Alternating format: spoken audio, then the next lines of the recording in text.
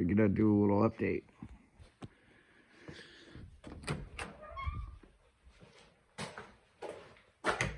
An actual office. Almost done. I gotta do corner trim. I'm gonna do like quarter rounds.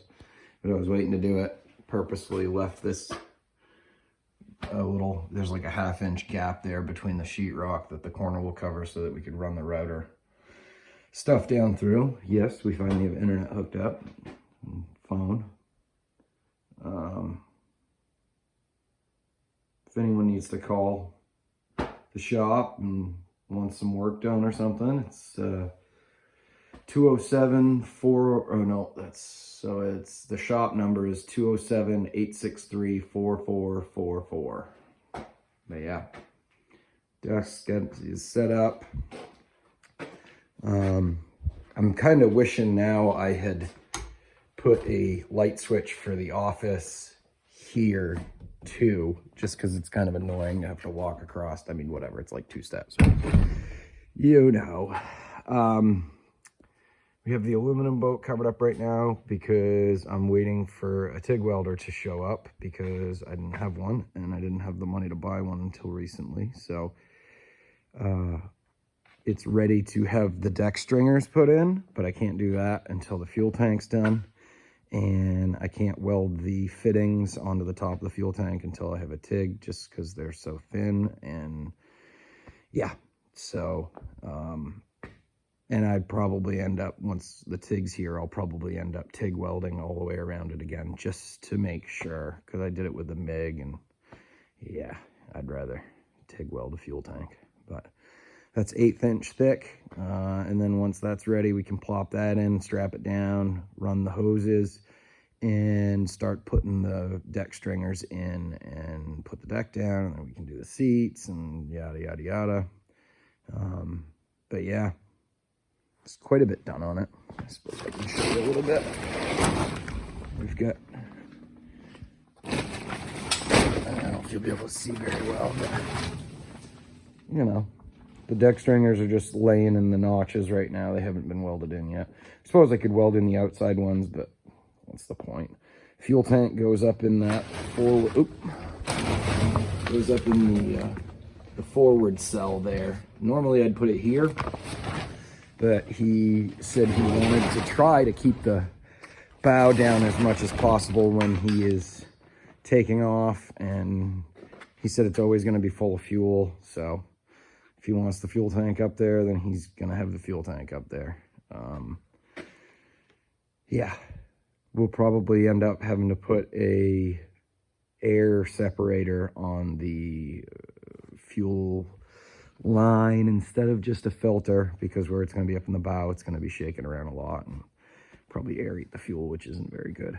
But anyways, we just did a big cleanup in here. We're getting ready to pull the mold out because it's just been in the way, so we're going to take it out and cover it up.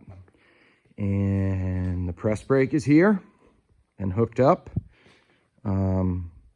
I still only have a couple of short dies for it, so to bend up that fuel tank, I laid a piece of angle iron in there, which works because it's only 1/8 inch aluminum and it was only 4 feet long, so that worked. But we have been bringing salvaged tools from the old shop in, and the guy that works for me has been doing a lot of cleaning, a lot of rust removal, stuff like that, you know. Yeah, we're salvaging as much as we can. A lot of it's garbage. But, you know, like I wanted my old vise back. We're going to try to salvage the blacksmith vise just because it means a lot to me. Family friend gave that to me. You know, you can see how nasty the bench is, though. He's been doing lots and lots of wire wheeling and just cleaning stuff up. You know, stuff like that. It'll work. It'll still be fine. It's not like we're going to be, you know, bringing it to its max of what it can handle anyways. That's just for lift and plate. But, I mean, you know, stuff like, yeah, stuff like that bearing puller and that track pin puller. And I want to try to get this vise back like good so that it's nice again. Maybe make a pivot base for it, fill in that bad spot. I want to make a new set of better jaws. But anyways, that's a really cool old vise. I can't remember who makes it. It is a...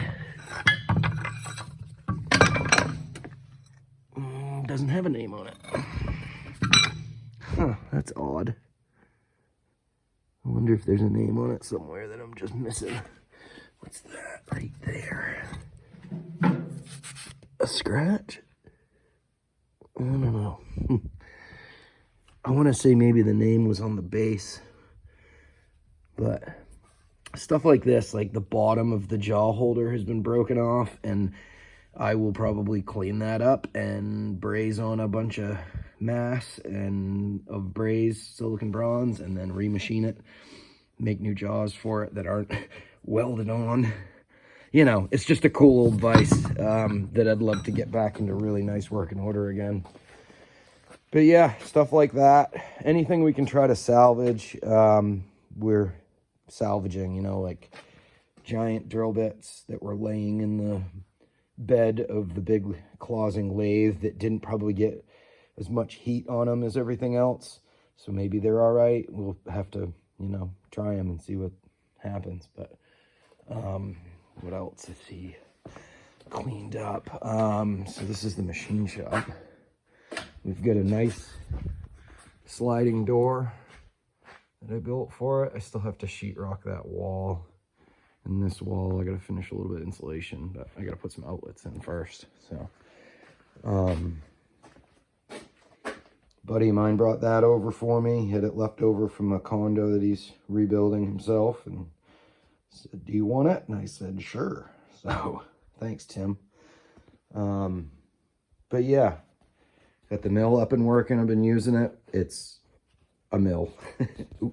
It's not, I don't know. It's good for a hobbyist. It's not going to work for us. So we have a very good condition Bridgeport that sat for a long time. So everything's got a big coat of rust on it, and we're going to have to go through and try to clean it up best we can. But the ways had been oiled, so they should be all right. Some of it's rusty, but from what I can see, it still had all the scraping marks in it from the oil holding. So it's, you know, it doesn't have much time on it. It's going to be a hell of a lot better than this. And it's a real Bridgeport step pulley. I think they call it a J-head. But, and then the massive Groton, I think is the name of it, milling machine. That is like freaking huge. Like you can mill cylinder blocks on it and stuff. So we're going to clean that one up too. That one has a tracer with it. But unfortunately, I had already, because I purchased these mills before my shop, the other shop burned, I had already gotten the hydraulic pump, tank, hoses set up, and it was in the shop when the shop burned, so we lost all that. So I'll probably just sell the parts off of the tracer. But another thing we cleaned up is the tool post holder. It's about a size too small for this lathe, but it's still a good holder. I'd like to get maybe the next size up one of these days. But yeah, all these were super rusty. This was super rusty and stuck. I had to take the whole thing apart. But now, well, there we go. You know, we went through and cleaned them up. They're not perfect. You know, I blocked or I stoned the surfaces that matter. This cleaned up really nice, but you know, stuff like I took this completely apart and chucked it up and machined, put a new surface on it because it just was pretty pitted. I still need to make a nice nut out of this. I need to clean it up and make a better handle for it, because that's going to be the lock for it for the rotation. But just haven't got around to it yet. Cleaned up all the tool holders that I had. Got a couple of new carbide insert holders, you know, like this one's for threading. I did clean up my original parting blade holder. I cleaned up my favorite tool. This was always my favorite tool on the Clausing. It was just, this thing just never quit. But, you know, it's not perfect, but it holds the carbide and does its job. So, you know. Oh yeah, that was the other big one. Cleaned up the boring bar holder. That's a really nice holder. Pretty expensive. So, yeah. Been making chips, as you can see.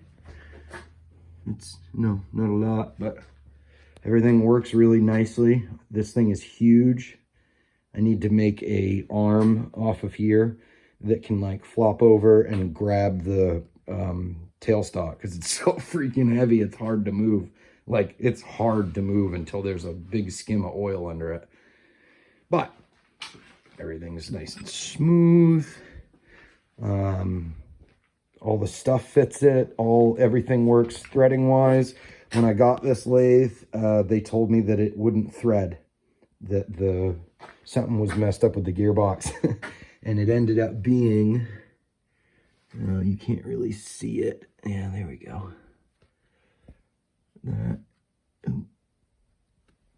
That pin right there. Let's see. There's a pin right here. You can just kind of see it. But it's a little tiny 1/8 inch shear pin, and that was broken. So I popped it off. The guy had used this lathe for like 10 years without being able to thread anything on it, because he thought the gearbox was messed up and it was a pin. Sorry, Jake. He actually didn't own it. He used it. The guy that I bought it from, Bud, had let Jake use it for years. Jake took pretty good care of this stuff. The other guys didn't. But, so yeah, everything's working. I want to make some new, I haven't decided yet if they're going to be aluminum or brass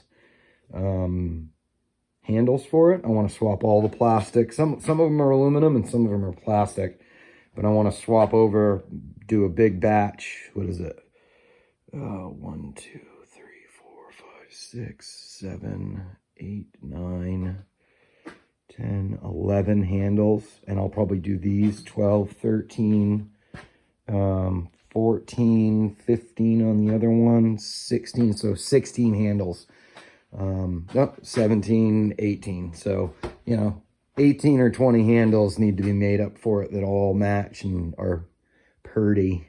So I'll probably, you know, do some up using the 4-jaw right now. I did the other day. This chuck and backing plate came with the lathe and just had never been machined down to fit each other. So I did that. It's a nice 3-jaw chuck with reversible jaws. And I cleaned up the backing plate. Actually, the finish was beautiful on it. I was super happy about that. Oh, crap, it's got a little rust, but yeah, I need to oil it. But yeah, it runs pretty true. I need to take the chuck itself apart. So I got to take it back off the backing plate, take it apart, clean it, like really clean it. You can feel there's some binding spots in it that need to be taken care of. Let's see what else. I started work on the South Bend. This is going to be a big project. I was just going to put it back together, clean it up, and run it, but the ways are terrible on it. I don't know if you can see that. Oh, duh. Turn the light on. See if you can see that. I'm close. See how it's like, that's really bad. There's like, it's really, really, really bad. You can feel it not only with your fingernail, you can feel it with just your finger running across it, which means it's really bad. So the rest of it's in good shape. I was kind of thinking about getting a new bed for it, or a used one on eBay. I found one for about $200, which I think is a pretty good deal. And it looked like it was in really good shape. I don't think it would be worth sending that bed out and having it ground and then having to deal with all that crap. So I don't know. I'll probably just buy a bed for it and then scrape in the carriage to be better, because I would imagine it matches this in the reverse image inside. But yeah, I don't know what I'm going to do. Who knows? I might just clean this thing up and sell it. I like that it's got a gearbox, quick change gearbox, but I don't like that it's got Babbitt bearings.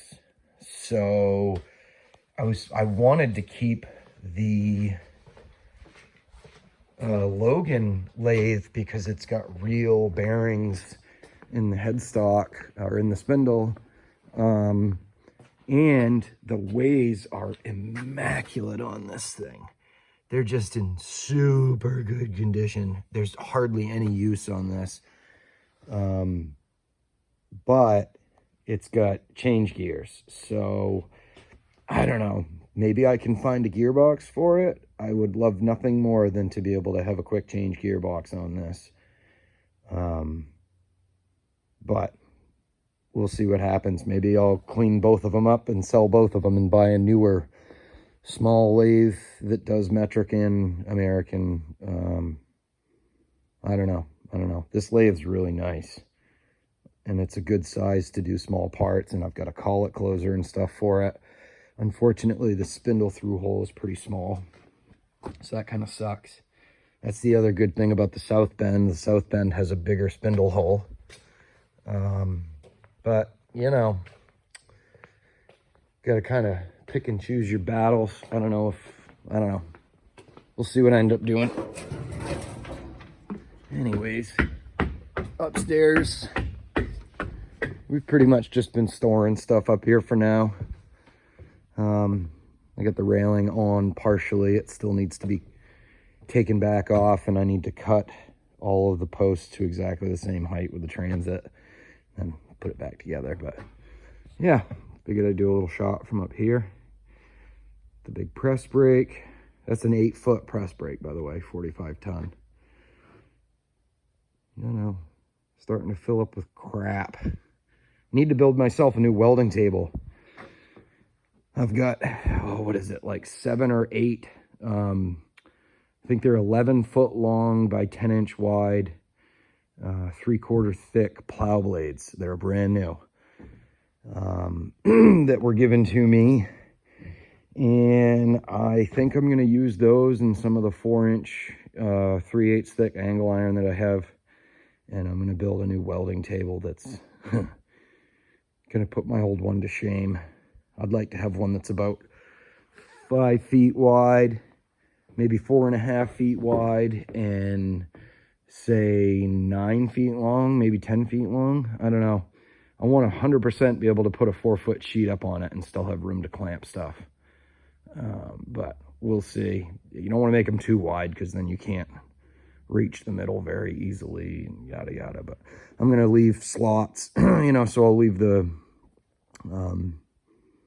plow blades with about a 1/2 inch in between them, so you can put a 1/2 inch bolt through to, you know, lock stuff to the table. And then I'll probably take the plasma cutter and cut a bunch of holes in it too, to just give you tons of spaces to clamp stuff down. We'll see though. But yeah, that's where we're at as far as the shop goes. I don't know who gives a shit about updates on it, but it is what it is. If someone watches this, thank you. Hopefully we'll be really back in action sooner than later. But until then, thanks for watching. I'll catch you later.